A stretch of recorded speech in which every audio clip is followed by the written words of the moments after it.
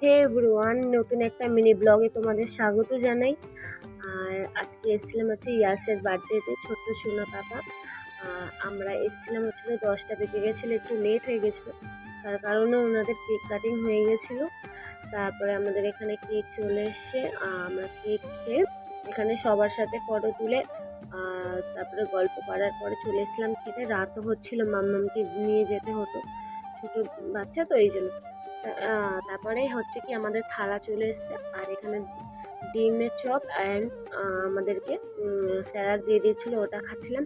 খাবার পরে এখানে চলে এসছে রাইস আর পনিরের তরকারি, তারপরে হচ্ছিল চিকেন দিয়েছিল, খাচ্ছিলাম। তারপরে সবার লাস্টে হচ্ছে কি চাটনি, পাঁপড়, মিষ্টি আর পায়েস এসে গেছিলো। তো আমাকে অবশ্যই কমেন্টে তোমরা সবাই জানিও কেমন লাগছিল।